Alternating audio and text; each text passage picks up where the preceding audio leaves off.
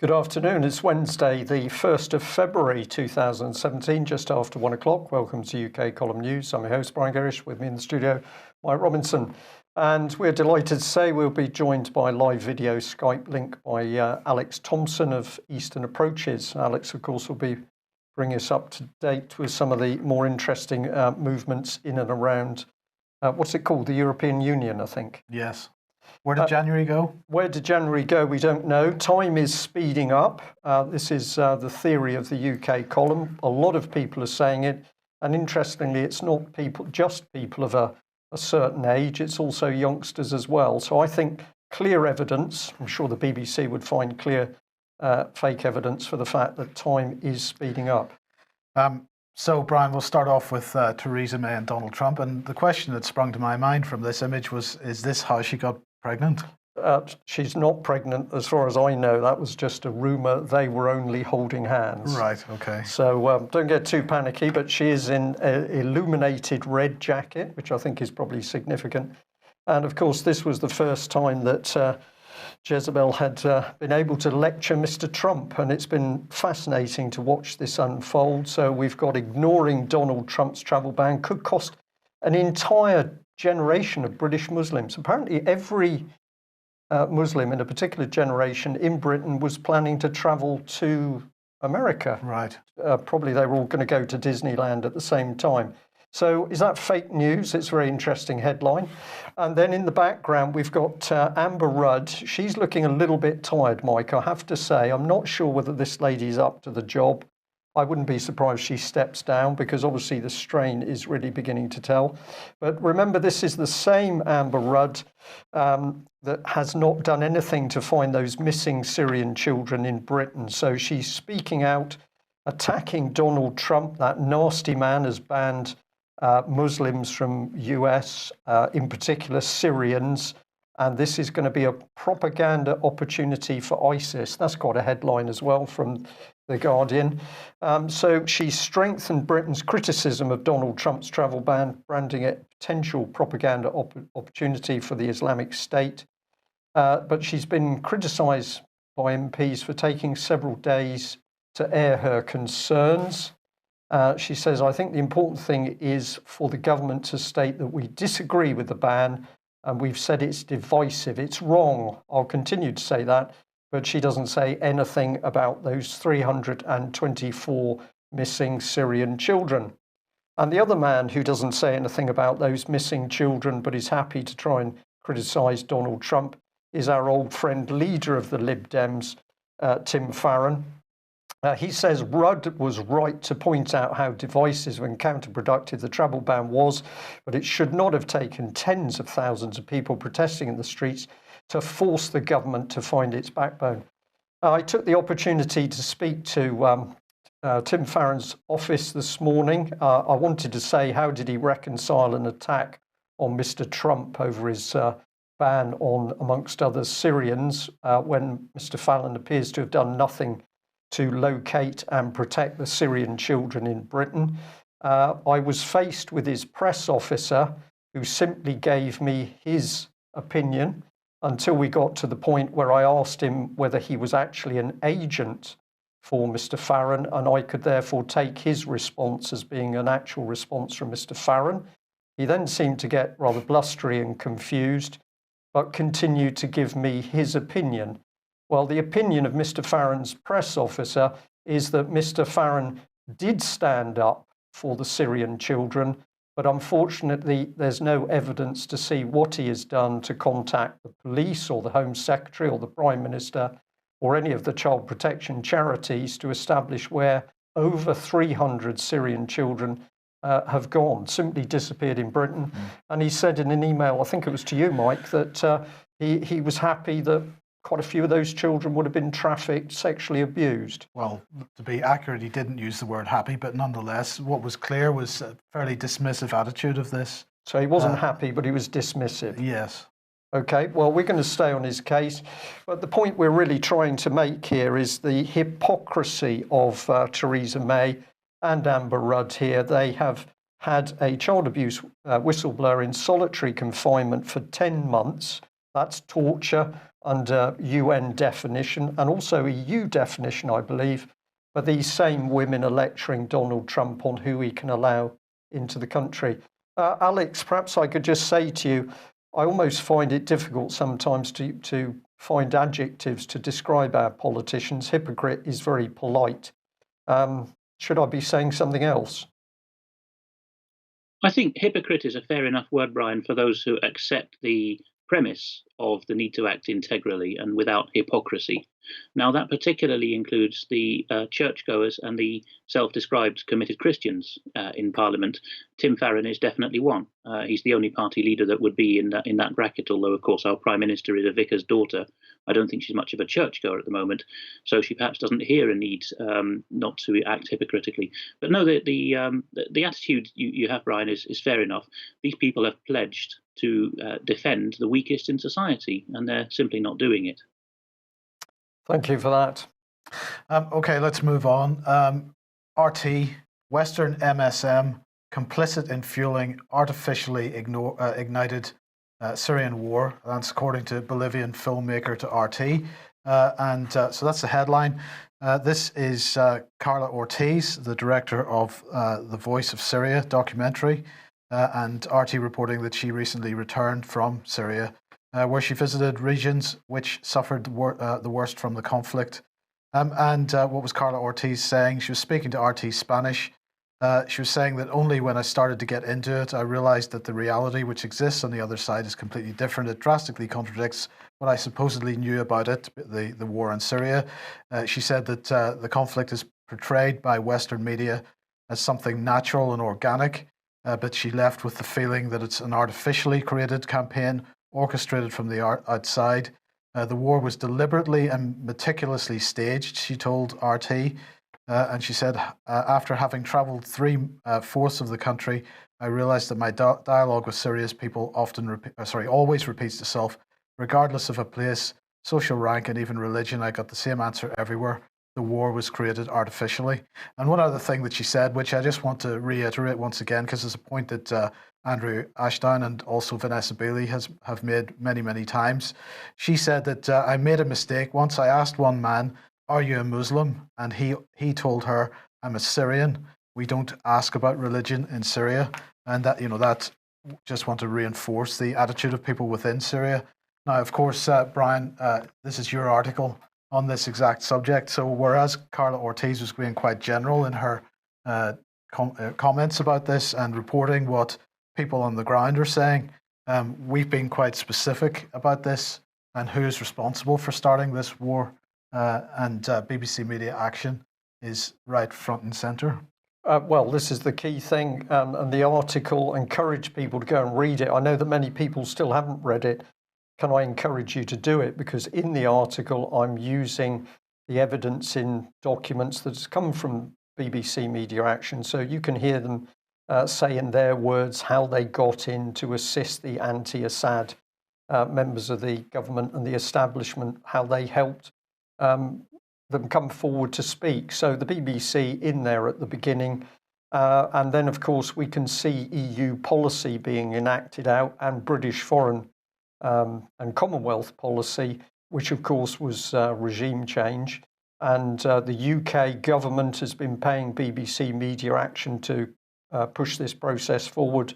The EU has been funding them, the American State Department, the Norwegian government, I think, also, and Bill and Melinda Gates, who are well known for their humanitarian viewpoint. So have a look at that article. The evidence is clear. Since at least 2004, the BBC was working inside Syria to help forces hostile to President Assad.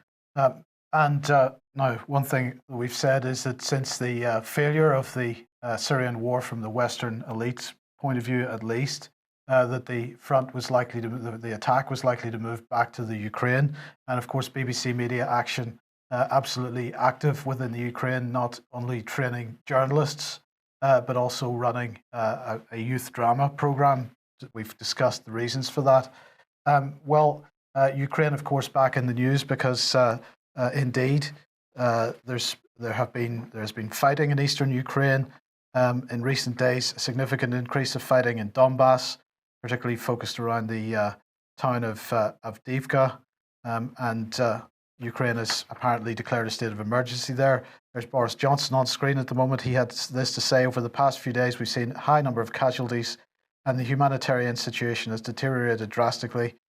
Many civilians are without water, electricity, heating, while outside temperatures are as low as -20 degrees. The immediate priority must be security and a full sustained ceasefire in line with the provisions of the Minsk Agreement. I urge all parties to demonstrate restraint and help facilitate crucial repairs and restore vital utilities and assist the vulnerable. Sanctions against Russia cannot be lifted until the Minsk commitments are fulfilled.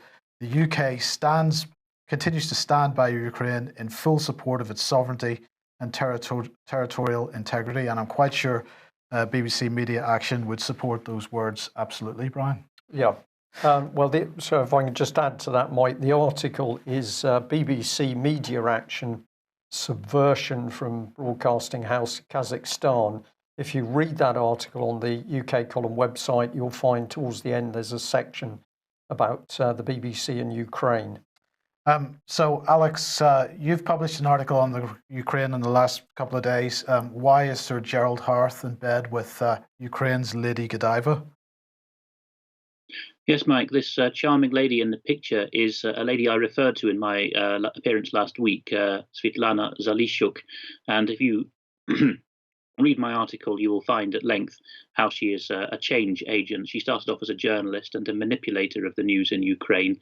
She seemed to be quite proud of that record. She got herself a seat in parliament after the second Soros revolution within a decade in Ukraine. And she then came over at the head of a delegation to the British Ukrainian Society, to a meeting they had in Parliament, hosted by Sir Gerald Howarth MP, who, for reasons unclear to me, is a fan of Ukraine and of its regime, and who co-hosted the meeting. And then, of course, we had the interruption, which we covered last time, from the independent journalist. It's rather timely that we should bring this up because, as well as mentioning the role of Guy Verhofstadt, more of him later in the news today, I think, the role of Guy Verhofstadt in pushing against the elected president of Ukraine and supporting the revolutionaries on the streets by saying that the EU was going to put sanctions against the government. We also have this factor of bombardment. You mentioned Avdiivka there. The very fact that Western outlets and foreign ministries are calling it Avdiivka in the Ukrainian language is very telling.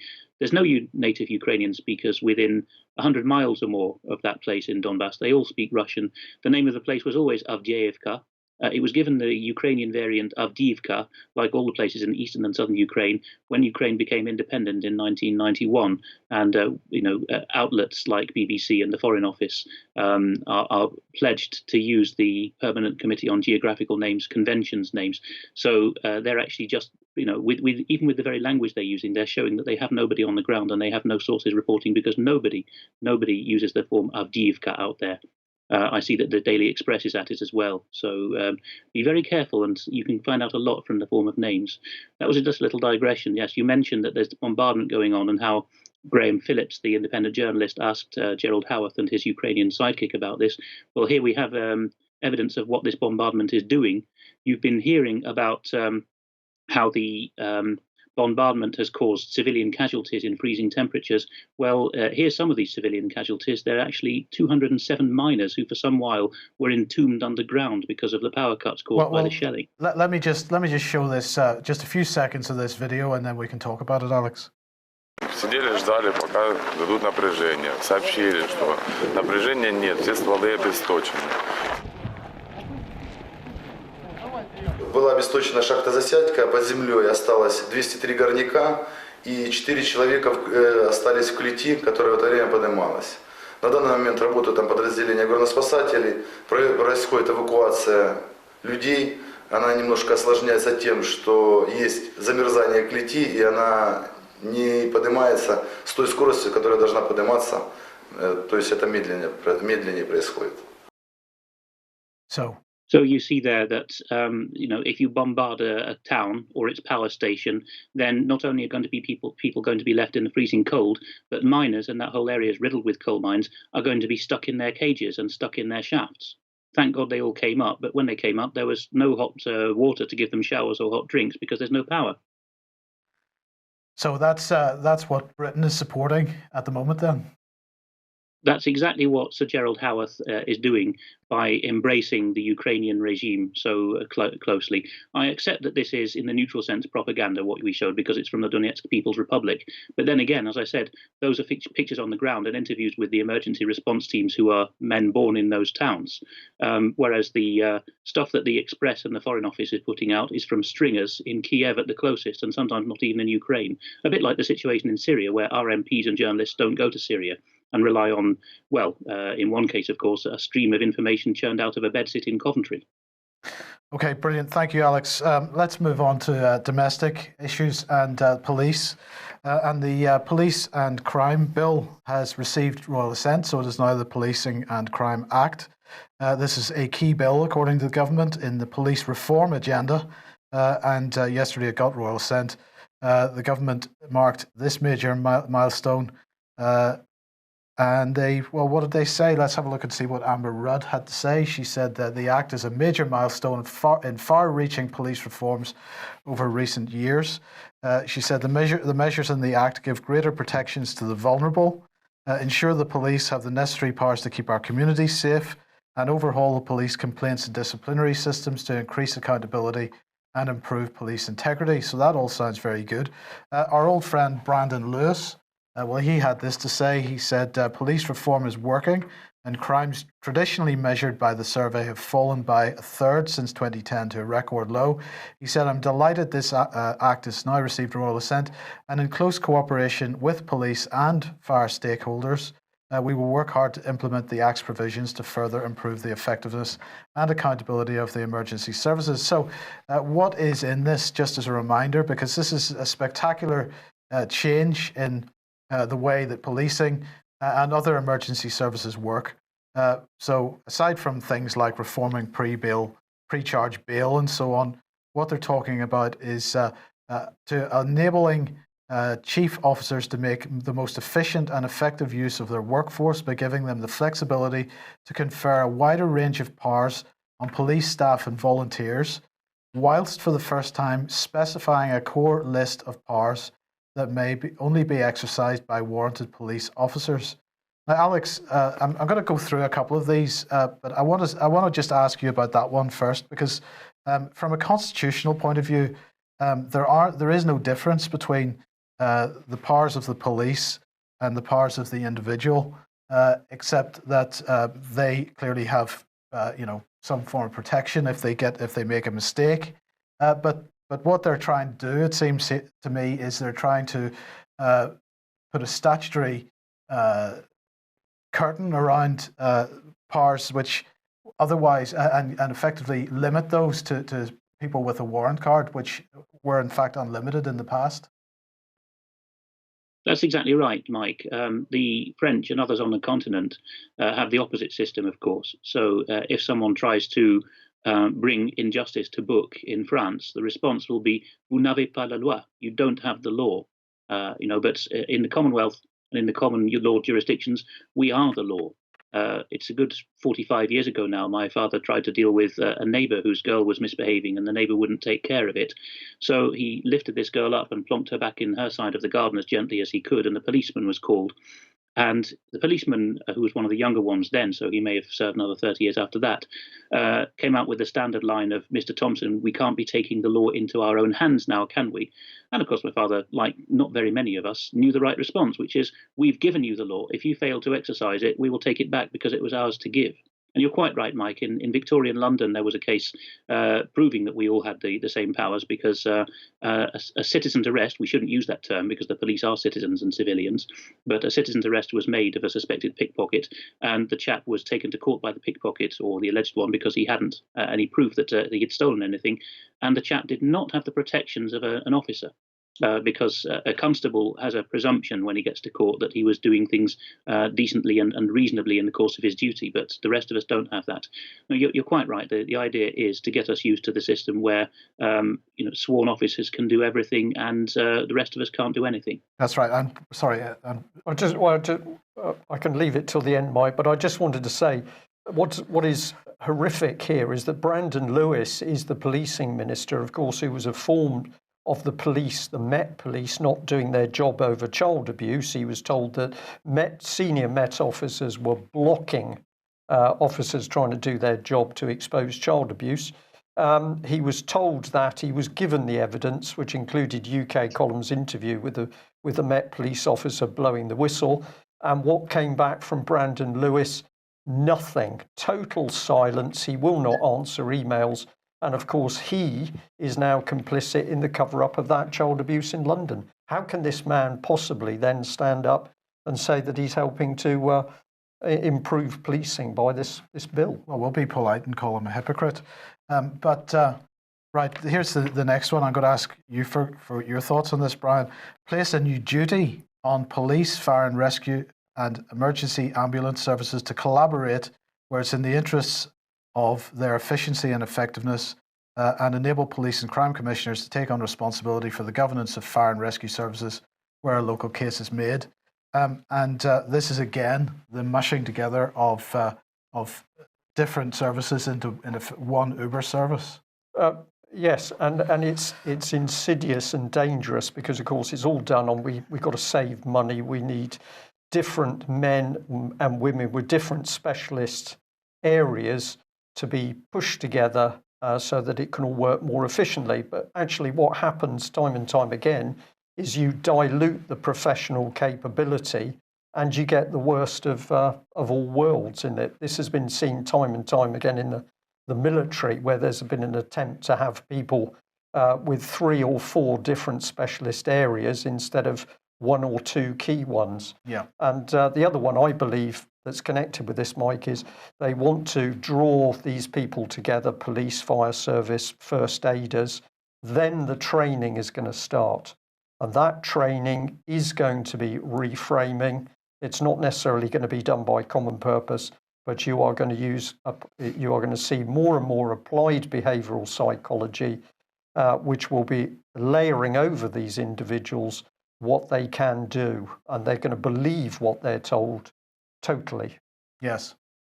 Okay, now next week, I was speaking to Patrick Henningsen last night. Next week, we're going to declare Fake News Week, and we're going to really highlight what we see in the mainstream media, which is just utterly fake. But I'm going to preempt that by having a fake news story today, because this is the Daily Express, and this article is just disgraceful.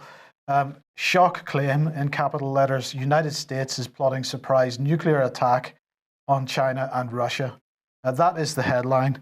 It says the United States could be, the subheadline then, already watering it down, the United States could be planning a surprise nuclear attack on China and Russia, a former US Army major has warned. And you go down through it, and they're talking about a report which could be interpreted as a signal that the US is preparing for a preemptive strike. So we're even watering down even further.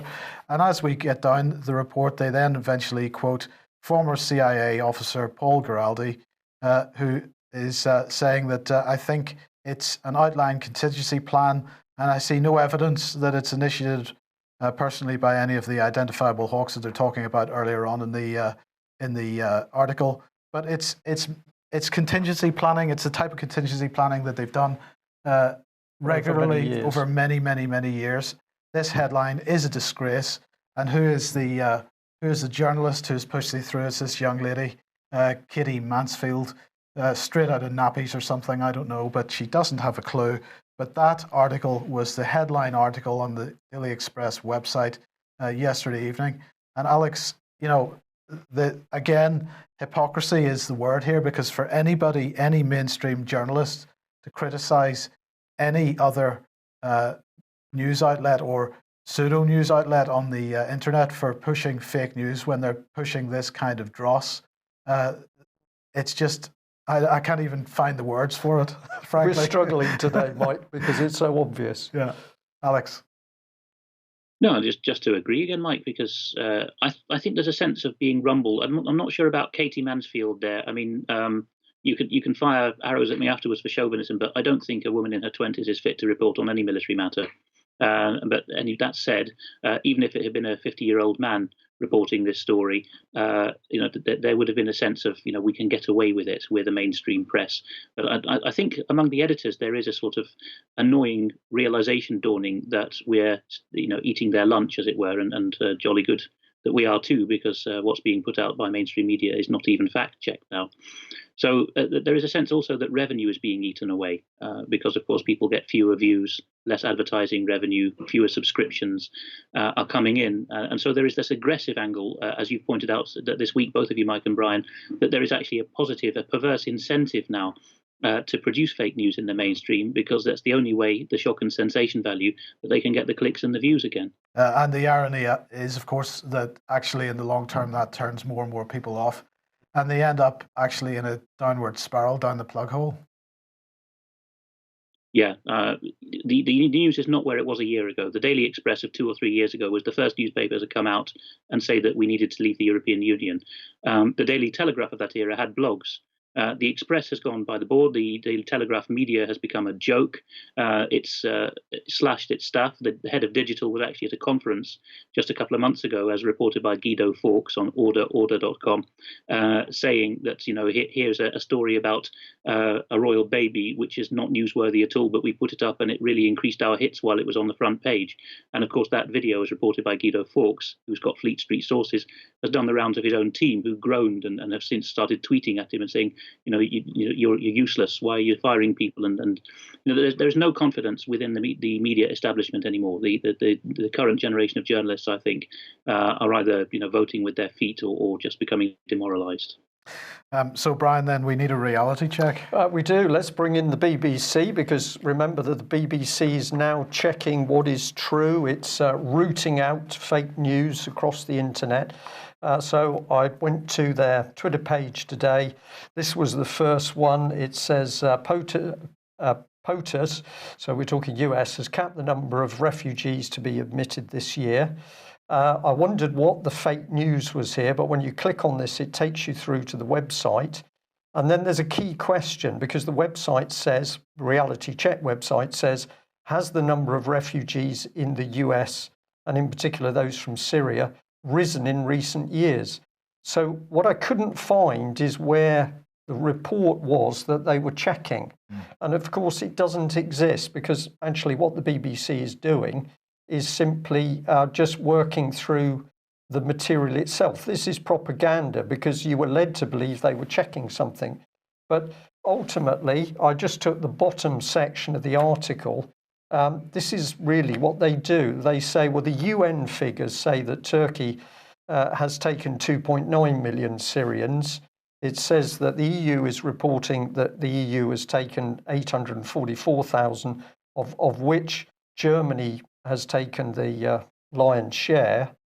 And then, I think this is it, Mike. We've got the implication here that those nasty Americans have only taken 1,682 Syrians in 2015 and 12,500 since 2016. But if you refer the whole article back to that question, where was the report that the BBC is reality checking? Well, it isn't. What they're doing is just spinning the public brain into this mush of statistics, which doesn't prove anything. In fact, you start asking, as I have, what the question is. So this is the BBC blatantly playing with people's minds. And of course, at the moment I'm going to ask a question, we don't actually know what the Conservative government's behavioural insights team is doing, because it's a social enterprise company. Yeah. It's a social enterprise company now. It was civil service. Now it's a company. Is it working with the BBC to change the way we think and believe? I'm not suggesting that's true. I'm putting it forward as a possibility. Yeah, but it would be subject to commercial contract. So even though the BBC is subject to freedom of information, that would not be. No. Well, you wouldn't want that. Tony Blair started it, of course, and he's very unhappy he did start freedom of information. Yes. Well, another little news-related story here from Reuters, that David Cameron tried to have Paul Dacre of the Daily Mail sacked. This is over their Daily Mail's coverage of the European Union referendum, apparently. Reuters saying Cameron, who led the campaign for Britain to stay in the EU, met the owner of the Daily Mail tabloid, the country's second biggest selling newspaper with the largest online audience, to urge him to either rein in or sack its editor, Paul Dacre. And so there you go. Lord Rothermere, who owns the Daily Mail, told them where to go, but then they wouldn't. He would not comment on this specific story to Reuters and so on. But and we should say here pretty forcefully that it took the courage of Paul Dacre to produce that 11-page exposure of Common Purpose a couple of years ago. You're being very kind. Well, I think credit where it's due, Mike. He pushed it out there. Okay, whose work was it? Well, it was UK column work, but. Yeah. I take your point. Okay, Alex, France. Francois Fillon has been experiencing a little bit of spotlight recently. He's there with his wife, Penelope Fillon, who is Welsh-born, and he has given her a sinecure, a job without work, it appears.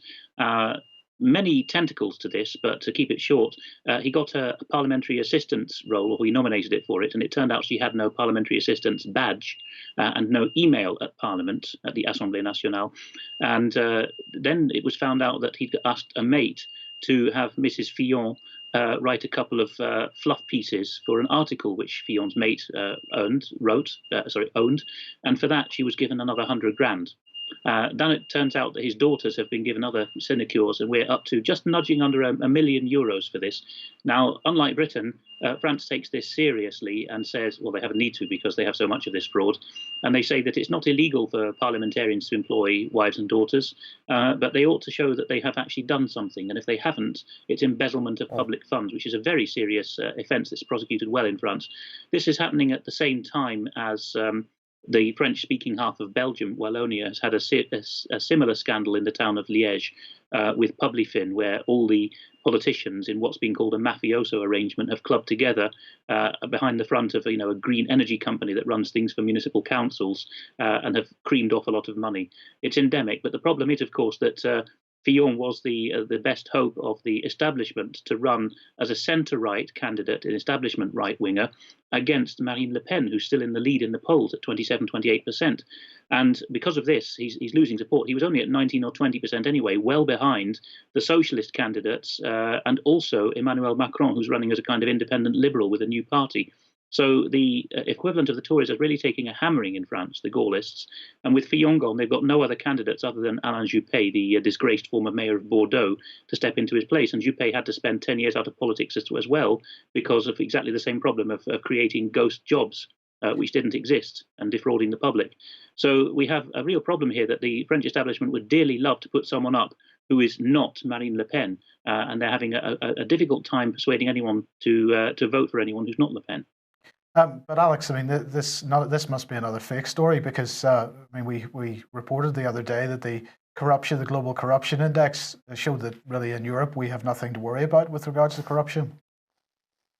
Absolutely, we were light yellow, weren't we? And our neighbours, Ireland and France, they were the dirty orange, and we were up there with the Scandinavians, who of course have absolutely no corruption at all. We're the best in the world, supposedly. Yes. Okay. Well. Sticking with EU issues, fantastic article in Sputnik here. EU army is a bigger threat to people in Europe and beyond. This is an interview that has been done with Robert Ould of the Bruges Group. And I do recommend people go and read this and also listen to the interview.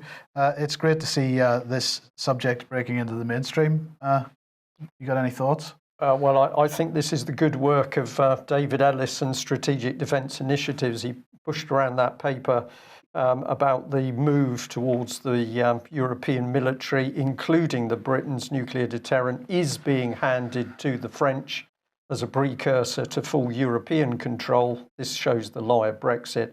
And clearly that story has now created more than a few ripples on the pond. Well done to Robert Ould from Bruges Group for being brave enough to put it out there. Well, and Sputnik's followed up on it. Yes. And here is Guy Verhofstadt, to apologise, Alex mentioned that we would be mentioning him in the programme. He is the chief Brexit negotiator from the European Union side, and he has been saying, he was speaking to LBC, that we need a defence union. And what did he say? He said, he was talking about the EU in general and its future structure. He said that European policies are not in place, taken for example, borders and coast guard management. And he said politically and certainly also on defence, he thinks that the changes in the EU that are coming will be absolutely key. These particular areas will be absolutely key. And he also was speaking to the Chatham House. That's right. He was speaking to Chatham House a couple of days ago, and he had this to say, that Brexit is a golden opportunity, not only to discuss with British partners, but also to act together inside the EU. And I think he's giving the game away here. Not only that EU Defence Union is a key negotiating point, but the fact that everybody concerned, both Britain and the EU, are taking advantage of Brexit to push this policy through, which otherwise might have been quite a bit more effort required to get Brexit is the smokescreen, and behind that Brexit smokescreen, what are they doing? They are creating the EU military, and that EU military is to have a treasury, it is to have nuclear weapons, and those nuclear weapons are to include British nuclear weapons. So the lid is off this. We haven't seen any attacks from the press or even the BBC reality check challenging that David Ellis article about what was really happening in defence. Must be true then, because the BBC hasn't been able to prove it's wrong. Alex, have you got a bit more background on this man? Guy Verhofstadt, I absolutely have. You slightly were too charitable to him, Mike, in calling him the chief EU negotiator. He would like to be, but he is in fact the European Parliament's designated man. And the European Parliament is the poor relation in the trio or troika of power structures in the EU. So Verhofstadt is representing the members of the European Parliament in Brexit, but the power is held by Donald Tusk at the European Council, which represents the heads of government of EU member states, and most particularly by Michel Barnier, the French financier and former minister, who is leading the European Commission on Brexit. And he's keeping Verhofstadt out. Verhofstadt embodies the radical middle, this idea that if you can't get into power from a left or a right-wing perspective, you invent a centre party and call it Third Way or whatever. So he is chairman of the European Liberals bloc in the European Parliament, and he has been accurately described as an EU nationalist. He comes from Belgium, which is a non-country, and he regards, his nation, like a lot of intellectual Belgians, as being the European Union.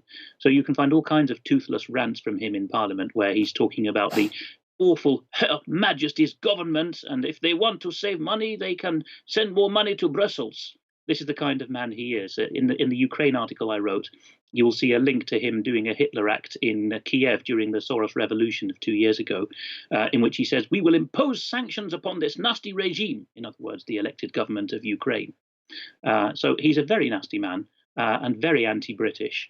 And you can see his game is exactly as he described. All his job titles are in my last article. While we're on him, here is a book I mentioned a while ago by Dirk-Jan Epping, who was high up in the European Commission more than a decade ago, The Life of a European Mandarin. And here I see a description of Verhofstadt's first unsuccessful attempt to become head of the European Commission. And it says here that he tried to butter everyone up. But he said Verhofstadt failed to take account of the fact that the appointment of a president is seldom put to a vote. In other words, he didn't achieve consensus between the French and the Germans. He says there is either consensus in favour of a candidate or not. This is 2004. In Verhofstadt's case, there was no such consensus. Yet even when this was clear to everyone else, Verhofstadt still refused to give up his ambitions.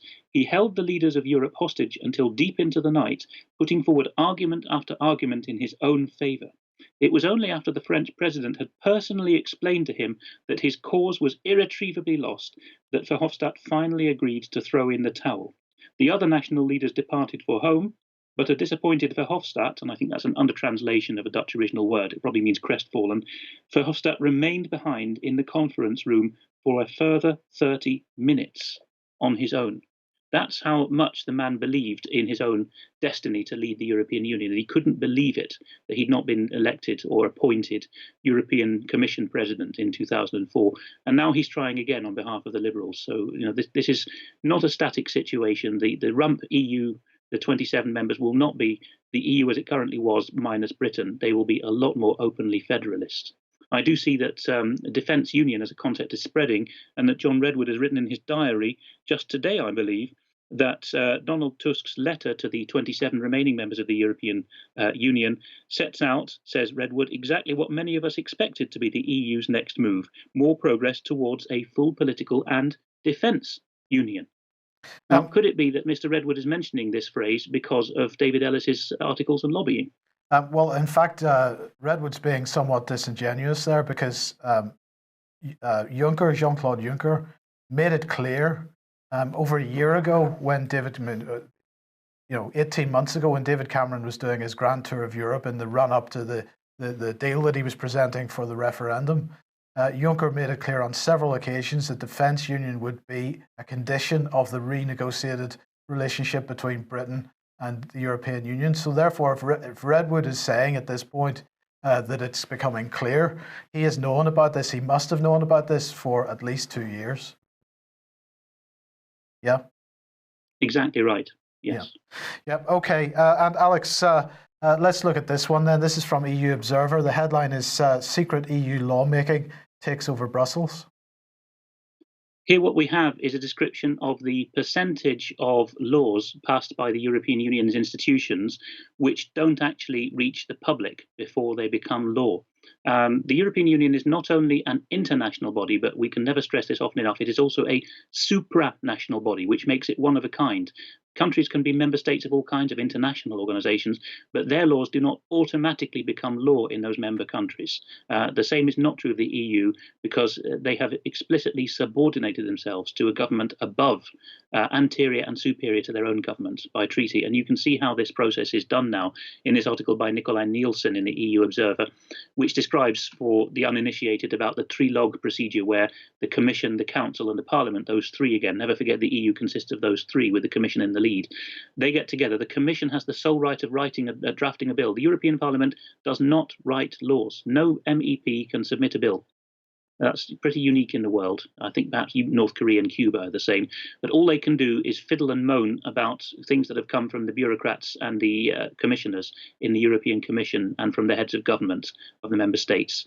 And here it's describing how the trend in recent years has been that up to 100% in some years of bills have not gone to a full second reading, because in the trilogue procedure, a select number of MEPs and a few chummy commissioners chairing the meeting and a few representatives of the member states of the EU at government level have got together and said, well, if we pull that section out, will it be acceptable to you? Yes, it's got traction now, has it? Okay, then it goes. And all that happens then is that MEPs press a button from a sheet that they've been directed to, hundreds at a time. Yes, no, yes, yes, no, down the list. And that's the extent of democracy in the EU. Okay, thank you for that. Brian. Well, let's bring this one up on screen, and I'm going to say thank you very much to the person who sent it through to me this morning, Lord Blencathra, to ask Her Majesty's government, in the light of the release of Central Intelligence Agency documents concerning US proposals to offer grants to British citizens on the Falkland Islands to relocate to the UK, what discussions they plan to have with the government of the US concerning British sovereignty over the Falkland Islands. That's Hansard's source, 30th of January 2017. Now, I have not had time to get into this in any detail, so I'm giving this raw, but obviously the thing is real. Your famous lady, Baroness Ainley, responded, Mike, we have no doubt about the sovereignty over the Falkland Islands and surrounding maritime areas, nor about the principle and the right of the Falkland Islanders to self-determination as enshrined in the UN Charter in Article 1 of the 2 UN Covenants on Human Rights. It's up to the Falkland Islanders to decide their own future. We will continue to make that clear to the US. Well, I think this is a sidestepping of the question, because I think a huge number of questions need to be asked.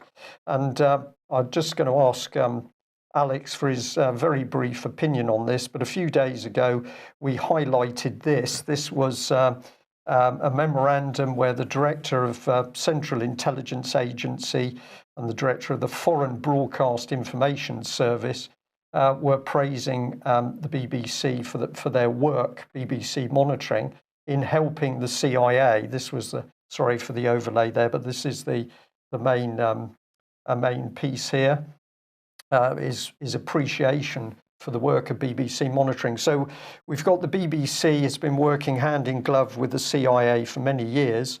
And here we see the CIA, never mind trying to remove President Assad, here they are seemingly trying to undermine Britain's claim over the Falklands. This is dangerous stuff, Alex. It certainly is, Brian. FIBIS, as we call it for those inside, as it were, is the American equivalent of BBC monitoring, and it puts its gists of news reports from other countries, translated, into a common pool or database together with BBC monitoring, so that a transatlantic shared database, exactly like GCHQ and NSA signals intelligence reports, except that with the news relationship, BBC monitoring is in the lead. And in fact, the American equivalent, the FBIS, as it was, actually trails. It doesn't have as many good stories put out as BBC monitoring does. That was in the past. Both of them have changed now. In fact, that the FBIS has been called the Open Source Center for a long time. But you're quite right. It's an integral part of the CIA. So it didn't even have the same pretense that BBC monitoring always used to have, that it was at arm's length from the security services. It was the intelligence service. So FIBIS is, pulling these reports out of other countries, particularly where there's an interest in forming a coup, for example, and sending them off to the US and UK jointly. They then go back into the pool of government policy making, put alongside intelligence reports and intelligence plans and strategies, and then the message is tweaked, you see, so that you've got a loop going on. So in the end, you have tweaked it to the extent where the target country, the victim country, is reporting the perceptions that you wish them to report before you take your action. Right, Alex, this is really excellent material that's coming out today, and we can see response in the chat room. I'm afraid we're very short of time, so I'm going to say on that last topic alone, we'd like to cover that in more detail with you as a specialist area. But with an eye on the clock, I'm just going to end news today on this note. We are asked time and time again by people, what can we do?